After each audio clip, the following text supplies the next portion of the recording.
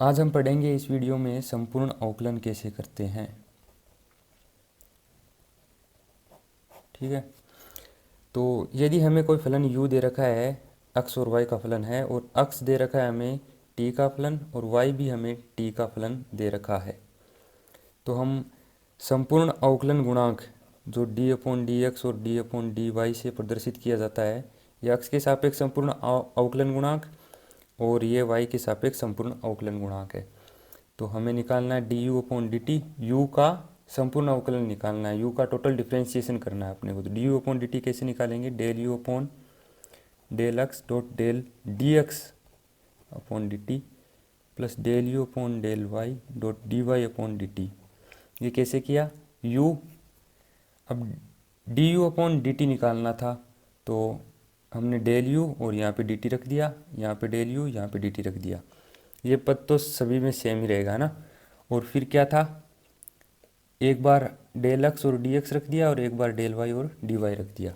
तो ये एक फॉर्मूला है हमारे पास में। यदि यू कोई फंक्शन एक्स वाई का फंक्शन दे रखा है और एक्स और वाई टी के फलन दे रखे हैं, तो ये फॉर्मूला होता है D u upon d t ज्ञात करने का।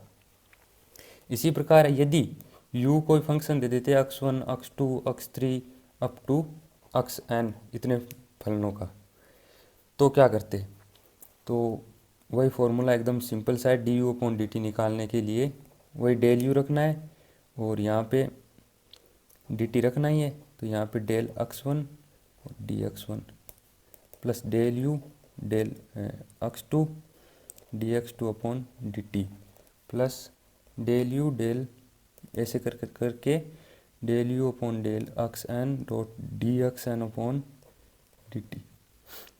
ये फॉर्मूला हो जाता। ठीक है, अब एक दूसरा फॉर्मूला, u हमें कोई फंक्शन दे रखा है x एंड y का, और x हमें फलन दे रखा है t1 और t2 का, y फलन दे रखा है हमें t1 और t2 का।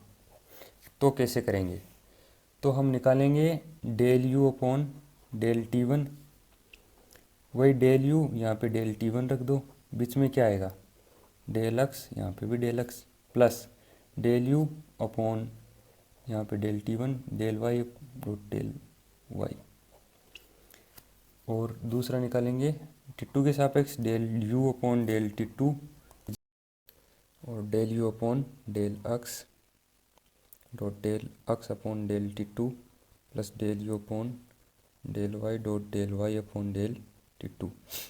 ये जो फॉर्मूलेज हैं, तो ये आप मैंने जैसे किए हैं, जैसे यहाँ पे जो दे रखा है उसको डेल यू और डेल टी वन, बाद में डेल एक्स यहाँ पे रख दिया, del u del t one del y यहाँ पे रख दिया। और ऐसे ये ऐसे करना चाहें तो ऐसे करें, और याद करना चाहें तो याद करें। याद करेंगे तो ज़्यादा दिक्कत होगी, तो इनको समझ लें कैसे ये फॉर्मूले बने हैं। समझेंगे तभी क्वेश्चन होंगे, क्योंकि बाद में क्वेश्चन आएंगे एकदम अलग अलग। कोई भी क्वेश्चन एक दूसरे से मैच खाता हुआ नहीं आता है। यहाँ पे 12th तक तो आ जाते थे, लेकिन अब 12th के बाद में फर्स्ट ईयर सेकेंड ईयर कभी भी एक दूसरे से मेल खाते क्वेश्चन नहीं आएंगे। तो फॉर्मूलेज आपको समझने पड़ेंगे कैसे बनते हैं, कैसे क्वेश्चन में काम में लेते हैं।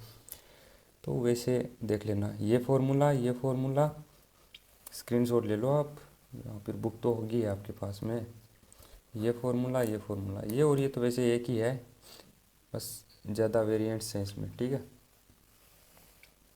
अब अगर हम देखते हैं अस्पष्ट फलनों का अवकलन कैसे करते हैं, तो देखते हैं।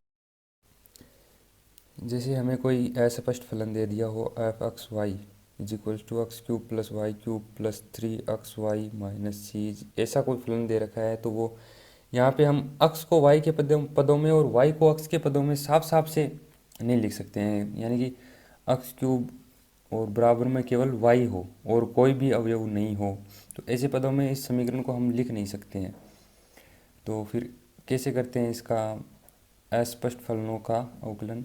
जैसे एफ एक्स वाई बराबर सी है, तो यहाँ पे डी वाई बटे d x is equals to minus का del f upon del x upon del f upon del y. इसको ध्यान में रखना, d y upon d x होता है ये, d y upon d x बराबर माइनस का del f x upon del f upon del x upon del f upon del y. इसे एकदम ध्यान में रखना, ये बढ़िया फॉर्मूला है और एक दो क्वेश्चन में काम भी आता है ये। और एक फॉर्मूला ऐसे भी है, ये द्वितीय अवकलन गुणांक ज्ञात करना हो तो, यानी कि d square y upon d x square ज्ञात करना हो तो माइनस का चिन्ह q square r minus 2p q s plus p square t upon q cube. यहाँ पे p इज इक्वल्स टू है del f upon del x, q is equals to del f upon del y, r is equals to del square f upon del x square, s is equals to del square f upon del x del y, और t is equals to del square f upon del y square. तो ये याद रखना, ये formula एक, ये formula, ये अस्पष्ट फलनों के अवकलन ज्ञात करना होता है, ये फॉर्मूले दोनों, ये द्वितीय अवकलन गुणांक का, ये प्राथमिक अवकलन गुणांक का। ठीक है, तो ये था हमारा टोटल डिफरेंशिएशन, यानी संपूर्ण अवकलन कैसे ज्ञात करते हैं वो। तो चलो हम संपूर्ण अवकलन से रिलेटेड एक क्वेश्चन भी करके देख लेते हैं। इसमें हमें दे रखा है एक फलन z बराबर x square y plus y cube, जहाँ पर x बराबर log t और y बराबर e की पावर t है। तो अब हमें ज्ञात क्या करना है, d z upon d t. Question में दे रखा है z is equals to x square y plus y cube, और x बराबर ये y बराबर ये दे रखा है, और हमें कहा गया है कि d z upon d t ज्ञात करो। तो कैसे ज्ञात करेंगे, d z upon d t is equals to, जो मेरा तरीका है वैसे, डेल जेड यहाँ पे डी टी, और यहाँ पे डेल एक्स, यहाँ पे भी d x plus del z d t del y dot यहाँ पे डी वाई। अब del z upon del x आंशिक अवकलन के तरीके से del z upon del x ज्ञात करेंगे।